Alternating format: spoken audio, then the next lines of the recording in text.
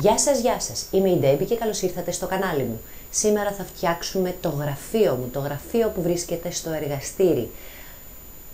Όλα τα προϊόντα όπως πάντα θα τα βρείτε κάτω από το βίντεο στην περιγραφή και πάμε να δούμε πώς άλλαξε αυτό το γραφείο. Ήταν σε αυτή τη μορφή, το αγόρασα από ένα παλαιοπωλείο, βλέπετε γράφει και το όνομά μου στην κράτηση. Δεν είναι σε καλή κατάσταση. Θέλει και στόκο, θέλει και καθάρισμα, είναι πάρα πολύ βρώμικο και γενικά τα παλιά τα έπιπλα ή θα τα γυαλοχαρτάρετε πολύ καλά ή θα τα πλύνετε πολύ καλά με σαπούνι και νερό. Σαπουνίζω λοιπόν όλο το έπιπλο και μετά αφαιρώ τη σαπουνάδα πολύ σχολαστικά. Θέλει πολύ καλό καθάρισμα, είναι πάρα πολλά χρόνια σε αυτή την κατάσταση. Οπότε στα παλιά τα έπιπλα γενικά να ξέρετε ότι πρέπει να ρίξετε πολύ καλό καθάρισμα. Αφαιρώ τη σαπουνάδα με νερό, εννοείται, και πρέπει το νερό να βγαίνει καθαρό.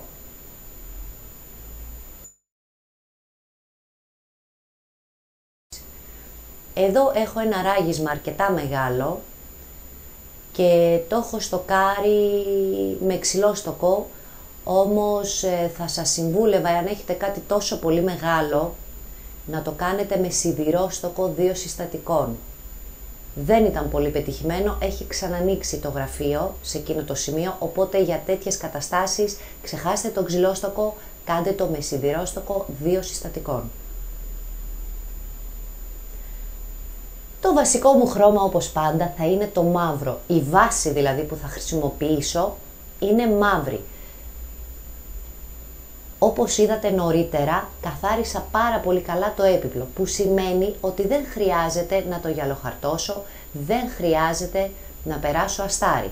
Τώρα, η συμβουλή μου πάντα είναι ότι το αστάρι δεν κάνει ποτέ κακό.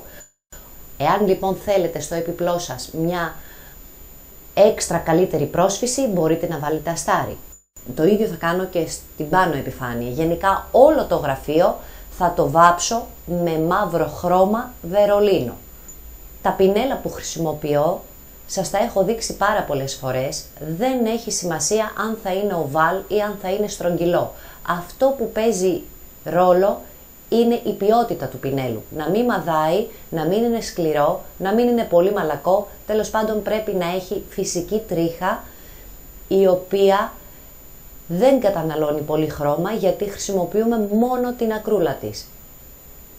Βάφω λοιπόν όλη την επιφάνεια, όπως το είπα και πριν, προς κάθε κατεύθυνση, δεν έχει σημασία καθόλου. Να ξέρετε ότι το γραφείο αυτό το άφησα να στεγνώσει 2-24 ώρα. Γενικά όταν φτιάχνετε έπιπλα, καλό είναι να περάσουν οι 24 ώρες από το ένα χέρι στο άλλο. Το ίδιο φυσικά κάνω και με τα συρτάρια. Έχω αφαιρέσει τα πόμολα και τα έχω βάλει σε ξύδι και σόδα, γιατί ήταν πάρα πολύ βρώμικα.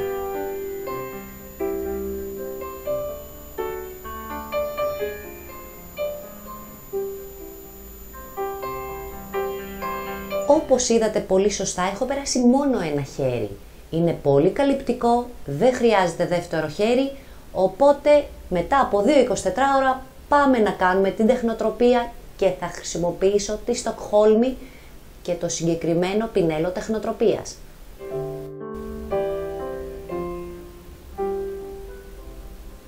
Παίρνω λίγη ποσότητα χρώματος και με σταυρωτές κινήσεις εφαρμόζω το χρώμα στην επιφάνεια.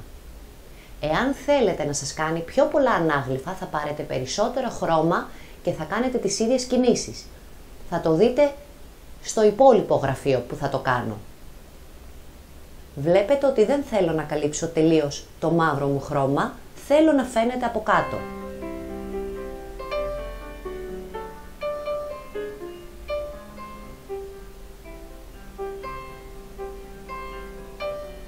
Πολύ σημαντικό σε αυτή την περίπτωση είναι οι πινελιές, ο τρόπος που εφαρμόζεται με το πινέλο.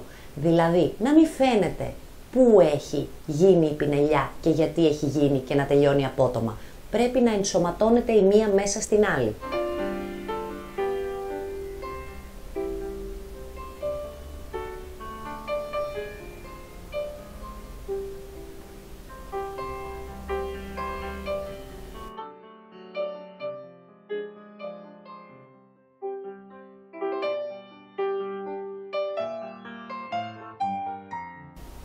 Δείτε το από κοντά ότι έχει και το ανάγλυφο που θέλω.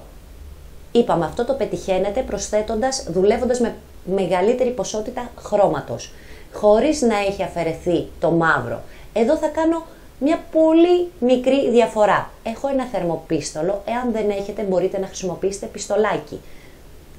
Εφαρμόζετε το χρώμα στην επιφάνεια και σχεδόν ταυτόχρονα ζεσταίνετε με το πιστολάκι. Αυτό κάνει να φουσκώσει το χρώμα, να καεί και σε ορισμένα σημεία θα σας κάνει και μικρά κρακελαρίσματα.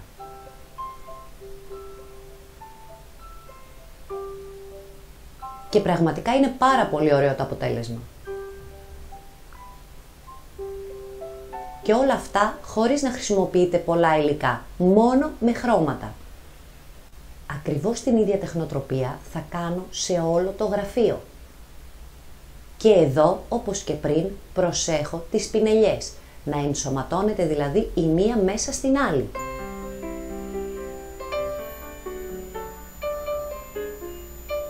Για το γύρω-γύρω έχω κάνει την ίδια τεχνοτροπία, έχω χρησιμοποιήσει όμως δύο διαφορετικά χρώματα. Τα χρώματα που χρησιμοποιώ εδώ είναι η Μαδρίτη με τις Βρυξέλλες, ή μάλλον να το πω πιο σωστά, οι Βρυξέλλες με τη Μαδρίτη, δηλαδή έχει πιο πολύ Βρυξέλλες και λίγο Μαδρίτη από πάνω. Αυτό το πιο έντονο που βλέπετε είναι η Μαδρίτη.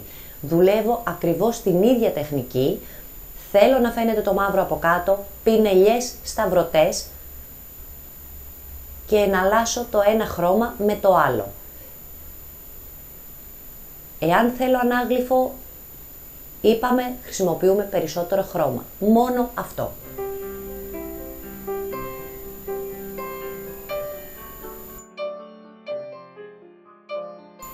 Και φυσικά το ίδιο ακριβώς θα κάνω και στο πάνω μέρος του γραφείου. Εδώ, επειδή το θέλω να είναι ακόμα πιο ανάγλυφο, χρησιμοποιώ αρκετή ποσότητα χρώματος.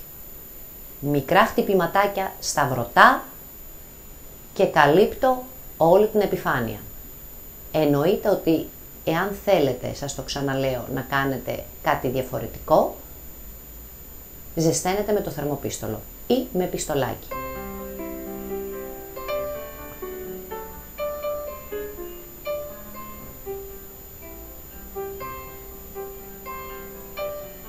Για κάποιο λόγο χάθηκε το πλάνο που είχα κάνει το stencil. Όμως σας το έχω δείξει πάρα πολλές φορές, οπότε φαντάζομαι ότι τέλος πάντων δεν έχω το πλάνο με το stencil. Έχω κάνει μια μπορντούρα με ένα stencil, το οποίο θα σας το βάλω και αυτό κάτω στην περιγραφή για να δείτε ποιο είναι. Και έχω χρησιμοποιήσει πάλι ένα λάξ Βρυξέλλες με Μαδρίτη, ακριβώς με την ίδια τεχνοτροπία. Εδώ αυτό που θέλει πολύ μεγάλη προσοχή είναι το πώς θα ενώσετε το χρώμα το έντονο με το μπέζ. Δεν θέλουμε υπουδενή λόγο να τελειώνει απότομα. Αυτό μπορείτε να το μαλακώσετε με ένα μορομάντιλο, με κάτι, έστω και με ένα γυαλόχαρτο. Επειδή όπως έχουμε πει πολλές φορές, τα χρώματα κυμολίας τρίβονται πάρα πολύ εύκολα και με αυτόν τον τρόπο ενσωματώνονται ταυτόχρονα κιόλας.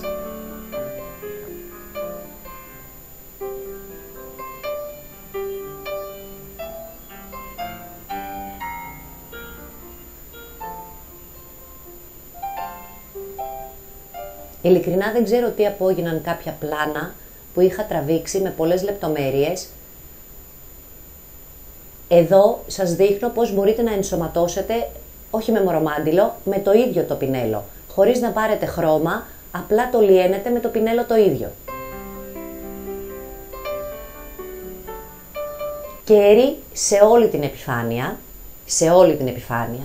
Στο πάνω μέρος όμως του γραφείου έχω περάσει 3 χέρια βερνίκι και μετά πέρασα κερί. Τα πομολάκια τώρα δεν θα τα βάψω με χρώμα, έχω τις κυροπατίνες της Renaissance και έχω ανακατέψει 2 διαφορετικές. Είναι η Pale Gold και η Copper. Το χρυσό και το μπροντζέ. Τις ανακατεύω και απλά βάφω κατευθείαν, χωρίς αστάρι, χωρίς τίποτα. Έχουν περάσει σχεδόν 5 μήνες, χρησιμοποιώ καθημερινά το γραφείο και δεν έχει πάθει τίποτα. Εδώ έχω ένα καταπληκτικό προϊόν, το οποίο πρώτη φορά το δοκίμασα πάνω στο γραφείο και το αγάπησα. Είναι μια πατίνα dark brown, η οποία μπαίνει αφού βάλετε και το κερί. Είτε βερνίκι είτε κερί, αφού τελειώσετε λοιπόν με τα πάντα. Είναι πολύ εύκολο να σβήσετε, είτε με χαρτί είτε με το χέρι σας. Δεν χρειάζεται να χρησιμοποιείτε μορομάντιλο. Δουλεύετε πάρα πολύ εύκολα, βλέπετε εδώ κάνω σκίαση μόνο με το δάχτυλο, γιατί μπορώ να το ελέγχω.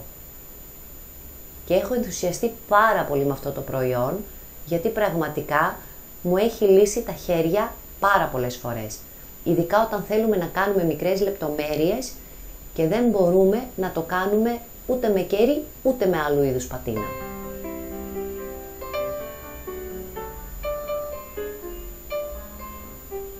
Βλέπετε πόσο εύκολα σβήνει. Είναι καταπληκτικό. Αυτό λοιπόν είναι το τελικό προϊόν που θα βάλω. Θα το αφήσω να στεγνώσει 24 ώρες και το γραφείο μου είναι έτοιμο προς χρήση, έτσι. Παντού θα κάνω σκιάσεις με το ίδιο υλικό, με το ίδιο προϊόν. Εδώ σβήνω με χαρτί. Είναι λίγο πιο μεγάλη απόσταση. Και μου αρέσει πάρα πολύ η σκίαση που κάνει.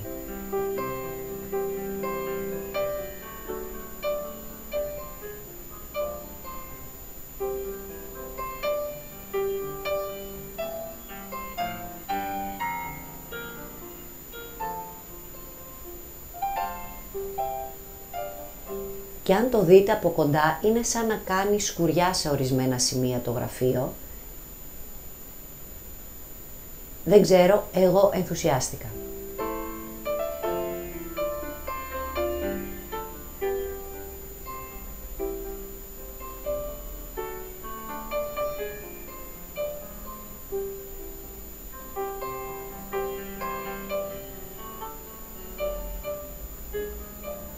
Γενικά τα προϊόντα που με αφήνουν να δουλεύω αρκετή ώρα χωρίς να στεγνώνουν, με βολεύουν πάρα πολύ. Γι' αυτό ίσως να μου άρεσε τόσο πολύ το συγκεκριμένο προϊόν. Επίσης, ένα κολπάκι, το οποίο το ανακάλυψα εγώ σε κάποια σημεία που μου πήγε υπερβολικό, δηλαδή έπεσε πολύ καφέ, σβήνεται με διάφανο κερί. Πολύ εύκολο.